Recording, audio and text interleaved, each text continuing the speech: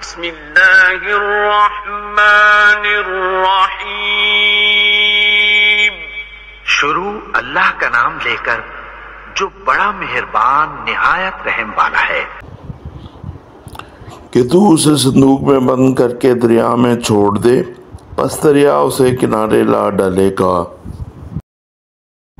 اور میرا اور خود اس کا دشمن اسے لے لے گا، اور میں نے اپنی طرف کی خاص محبت و مقبولیت تجھ پر ڈال دی، تاکہ تیری پرورش میری آنکھوں کے سامنے کی جائے۔ جی السلام علیکم ناظرین و حاضرین، اب میں ایک اور آیت کے ترجمے کے ساتھ آئیں گے۔ سورۃ طٰہٰ ہے، سورت نمبر 20 ہے قرآن کی، آیت نمبر 39 ہے، 39، ٹھیک ہے، 39 ہی ہوتی ہے۔ اچھا اس کے ترجمے پہ چلتے ہیں، کیونکہ میری ادھر لائٹ چل گئی، مجھے ریکارڈ کرنا ہے۔ اچھا اس میں یہ حضرت موسیٰ جب پیدا ہوئے تھے ان سے ریلیٹڈ ہے کہ ان کی ماں کو کیا اللہ تعالیٰ نے حکم دیا تھا کیسے پہنچانا ہے فرعون تک۔ تو یہ ترجمہ ہے اس کا کہ تو اسے صندوق میں بند کر کے دریا میں چھوڑ دے، پس دریا اسے کنارے لا ڈالے گا، اور میرا اور خود اس کا دشمن اسے لے لے گا، اور میں نے اپنی طرف کی خاص محبت و مقبولیت تجھ پر ڈال دی، تاکہ تیری پرورش میری آنکھوں کے سامنے کی جائے۔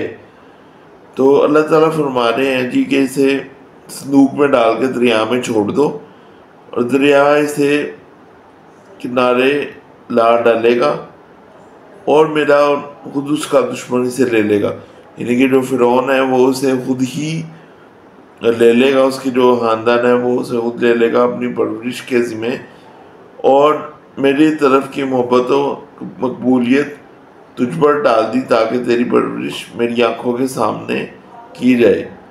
اور میری محبت و مقبولیت، اللہ تعالیٰ اپنی محبت و مقبولیت بھی کہہ رہا ہے، اور ماں کی بھی محبت و مقبولیت کہہ رہا ہے کہ اس کی پرورش تیری آنکھوں کے سامنے ہی ہوگی، تو میرے آنکھوں کے سامنے بھی ہوگی، تیری آنکھوں کے سامنے بھی۔ تو یہ اسی طرح ہوا کہ حضرت موسیٰ کو فرعون نے ایسے ہی اپنا سمجھ کے پالا پوسا اور بڑا کیا۔ تو یہ دیکھیں اللہ تعالیٰ نے احکامات دیے کہ ایسے کرنا ہے، ٹھیک ہے۔